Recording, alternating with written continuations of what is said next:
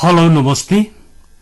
You are watching the best preparation, a YouTube channel for learning English language. Please don't forget to subscribe this channel, share this video to your friends, like and comment. Okay, in this video today, let's study late, too late, on time and in time. Very important topic. Okay, now let's move on to the topic. On time को opposite late हुन्छ. In time को opposite too late हुन्छ. यतिबाट पनि कतिले कुरा बुझ्नु भयो होला. On time भनेको exact समयमा, sharp time, exact time. Late भनेको त्यो भन्दा अलिकति ढिलो. 10:30 मा पुग्नु पर्ने थियो, 10:32-35 मा पुग्यो. लेट भयो त्यो मान्छे.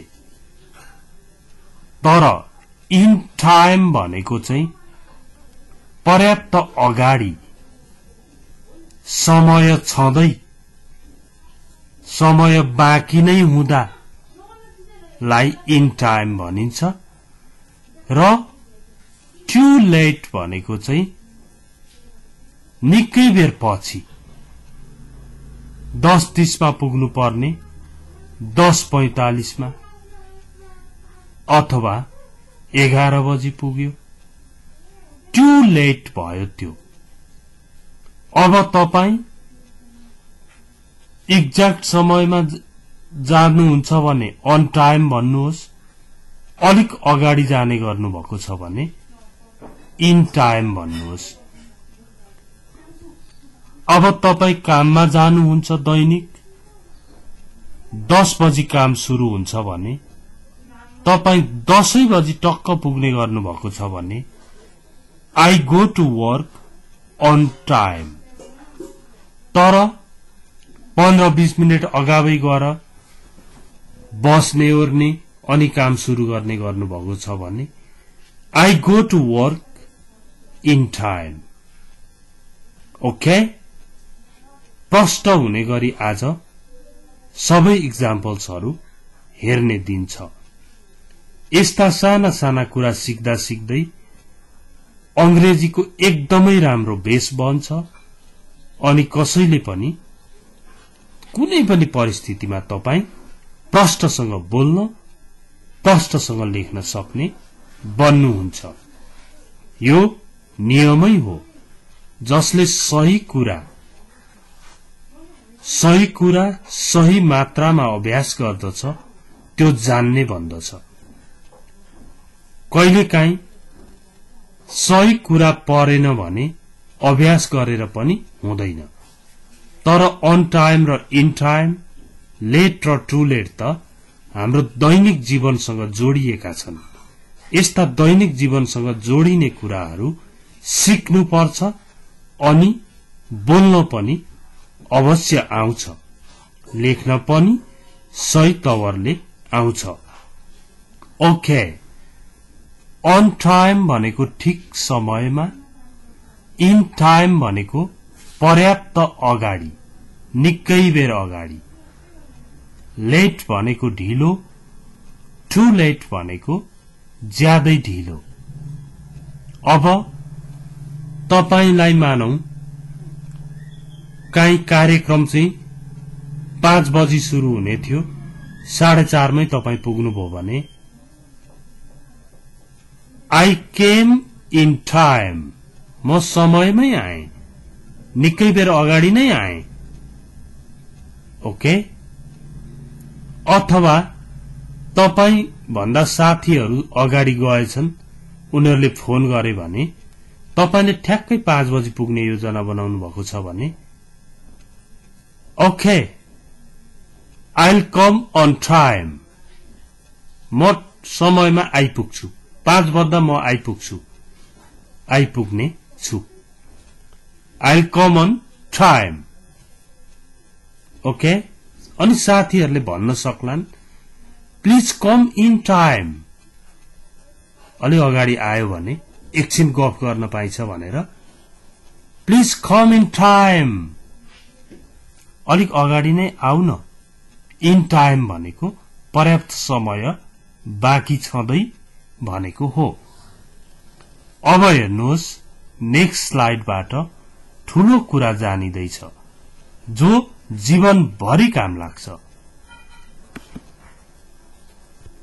तपाई एउटा अफिसमा काम गर्नुहुन्छ बोसले तपाईलाई भन्यो come to the office in time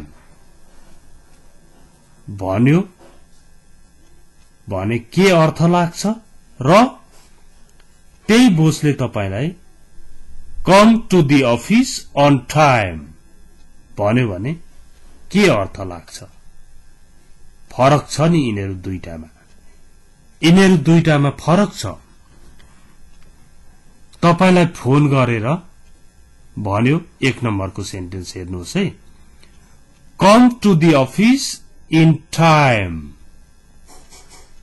तिमी बोसले come to the office in time भन्यो तपाईलाई भने तपाईले अफिस 10 बजे सुरु हुन्छ भने 9:30 तिर अथवा 9:45 तिरै पुग्नुहोस् किनभने उले इन टाइम भनेको थियो तिमी अलिक छिट्टै अफिस आऊ हेर्नु त तिमी पर्याप्त समय हुँदैखेरि अफिस आऊ कुनै कारण हुन सक्छ नि त्यो कारण उले जोड्न पनि सक्छ Hari come to the office in time I want to discuss a problem with you अथवा I want to talk to you म तिमीसँग कुरा गर्न चाहन्छु I have an urgent work मेरो एउटा अर्जेन्ट काम छ त्यही भएर प्लिज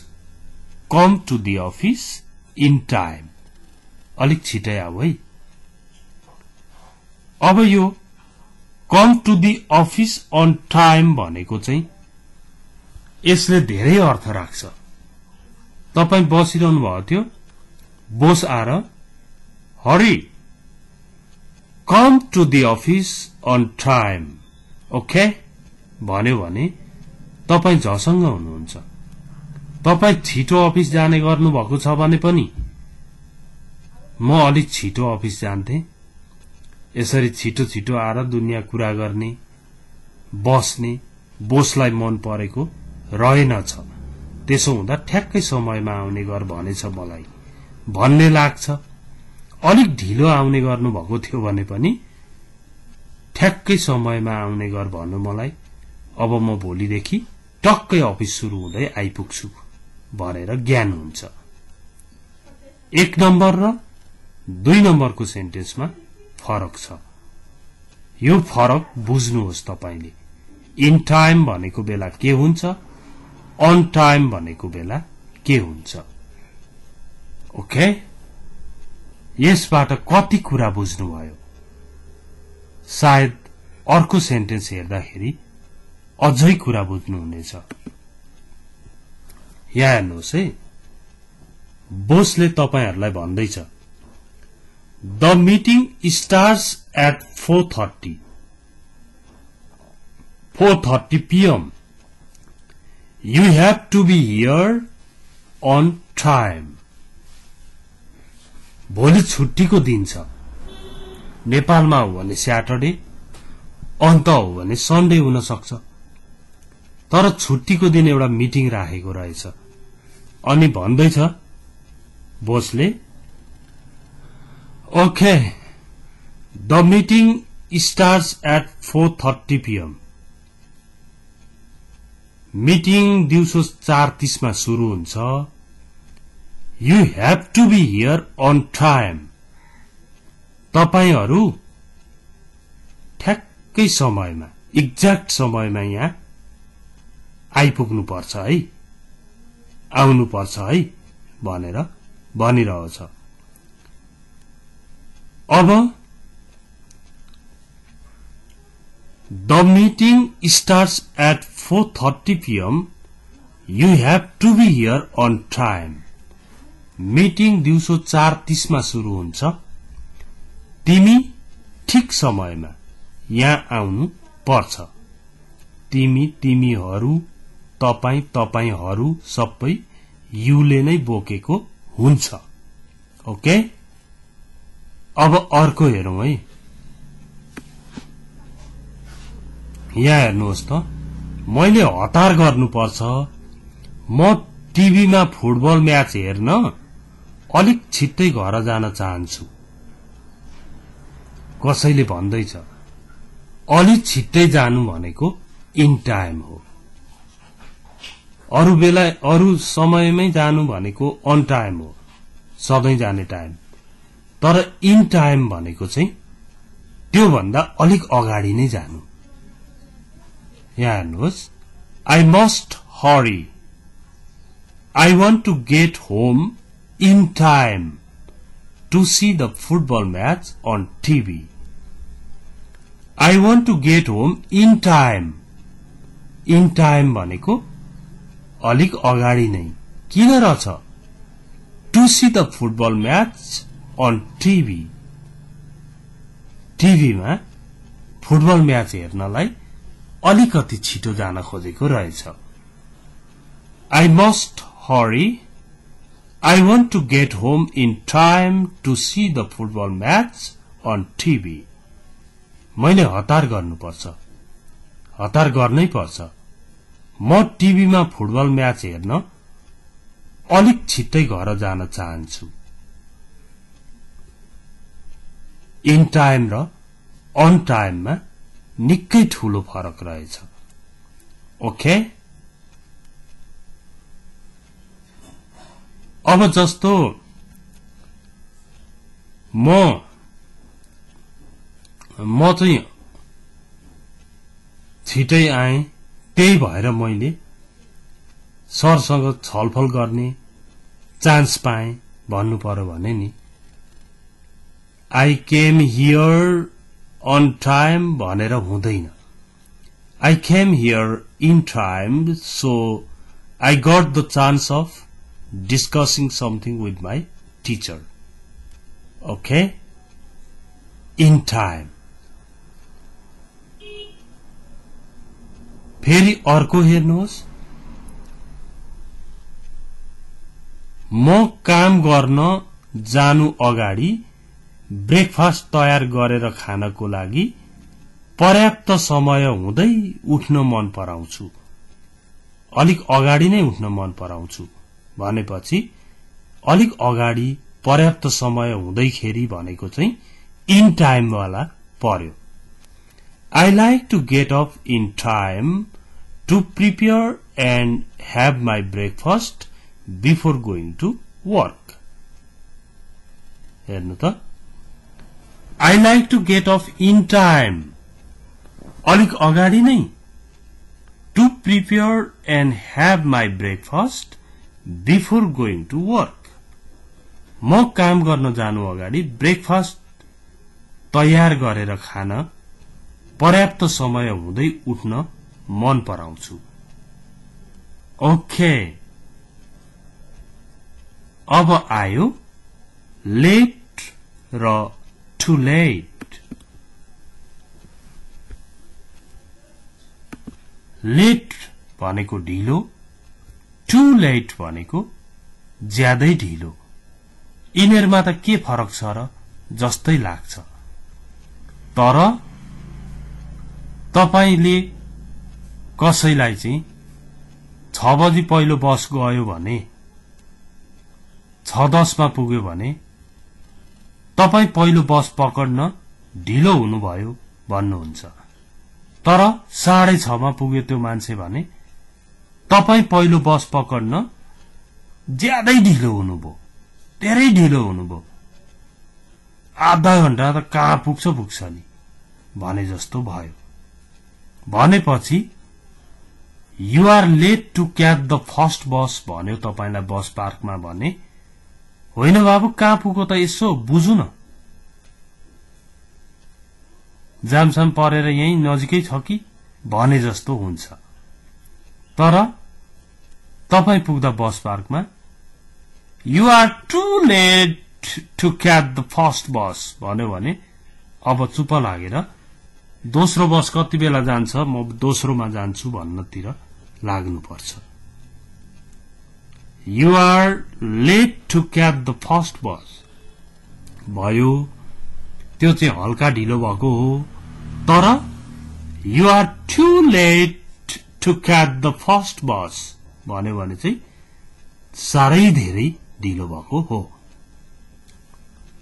अब अर्को सेन्टेन्स, अरु दुईटा सेन्टेन्स हेरिसक्दा प्रष्ट भइसक्छ लेट र टु लेट को। अब यहाँ हेर्नुहोस्, तपाई कुनै एउटा ट्रेनिङ क्लास थियो, त्यो क्लास लिनलाई ढिलो हुनुभयो। ढिलो त हुनु नै भएको हो आखिरमा, तर त्यो क्लास चाहिँ 2 बजी सुरु भएछ। तपाई 2:10 तिर पुग्नुभयो, 2:15 तिर पुग्नुभयो भने तपाईलाई त्यो ट्रेनरले भन्छ, तपाईले excuse me sir may I com in भन्ने बित्तिकै यसो घडी हेर्छ, 10 मिनट 5 मिनट मात्रै ढिलो भएको रहेछ भने वाइ आर यु लेट, तपाई किन ढिलो हुनुभयो भन्दाखेरि तपाईले sorry sir there was a terrible traffic jam अथवा केही कुरा तपाईले त्यहाँनेरि बताउनुहुन्छ। Okay but don't be late from tomorrow भन्छ ओर्छ, छिर्न दिन्छ, काम बन्छ। तर तपाई 2 बजी क्लास सुरु भएको लगभग 2:45 तिर पुग्नु भएछ। Excuse me sir may I com in भन्नुभयो, उसले केही हेरि नै रहँदैन, किनभने तालिम कति छुटो त उसलाई थाहा हुन्छ टिचरलाई। मे आई कम इन भन्ने बित्तिकै यसो हेर्छ र sorry you are too late to attend the class भन्छ, ऊ आफ्नो काम सुरु गरिहाल्छ। त्यति भनेपछि तपाई सरक्क त्यहाँबाट फिर्किनुपर्छ, होइन त? उसले सरी भन्यो, टिचरले सरी भन्यो नि। क्लासमा टिचरको जति अधिकार हुन्छ त्यहाँ कसैको पनि हुँदैन। कसैको जत्रै ओदाको मान्छे आए पनि टिचरले सरी भन्यो भने सक्यो, जोसुकै होस् त्यो रिटर्न हुनुपर्छ। सुन्नु भएको होला नि, विवाहको दिन जन्ती लिएर हिँडिरहेको बेहुलो, बेहुलो भनेको चाहिँ दुलाहा पनि भन्छन्। त्यो बेहुलाको यस्तो अधिकार हुन्छ अरे कि सबैले बाटो छोड्नुपर्छ अरे, गाडी साडी जोसुकै होस् त्यो मतलब हुँदैन। त्यस्तै क्लासमा पढाइरहेको टिचर, उसको फुल अधिकार त्यहाँ हुन्छ। उसले sorry you are too late to attend the class भन्छ, तपाईलाई हेर्दै हेर्दैन, त्यसपछि उखुरुखुरु पढाउन थाल्छ। तपाईले यताउता भन्नु राम्रो हुँदैन, किनभने टु लेट लगाइसक्यो उसले। Too late you are too late to attend the class भनेपछि सक्यो। यो मैले यसो इन्फर्मेसन मात्र गराएको हो। ओके, अब हेर्नुहोस् त, होमवर्क ट्रान्सलेट इन्टु इंग्लिश। तपाईहरुको परीक्षा चलिरहेको छ, 10 बजीबाट परीक्षा हुन्छ। तपाई 9:15 मा घरबाट निस्किन आँट्नुभयो, परीक्षा केन्द्र नजिकै छ भने घरकोले It's too early to go there, to go to the exam center भन्दै के भन्न थाल्छन्। तपाई भन्दै हुनुहुन्छ म मेरा साथीहरूलाई सहयोग गर्न समय अगावै अलिक अगाडि नै परीक्षा केन्द्रमा जान चाहन्छु। यो अन टाइम हो कि इन टाइम हो? समय अगावै, फिक्स समय भन्दा अलिक छिटै, अलिक चाँडै भनेपछि अन टाइम हो कि इन टाइम हो? यो भन्न सक्नु भएन भने त पढेको कामै भएन। आज तपाईलाई यो कुरा थाहा भइसक्यो होला। हजुरले यो होमवर्क गर्नु पर्यो। म मेरा साथीहरूलाई सहयोग गर्न समय अगावै परीक्षा केन्द्रमा जान चाहन्छु। ओके, मलाई आशा छ तपाईले आजको भिडियोबाट on time, in time, late र टु लेट को बारेमा बुझ्नुभयो। Thanks for watching this video. Please don't forget to share this video to your friends. Take care. Bye-bye.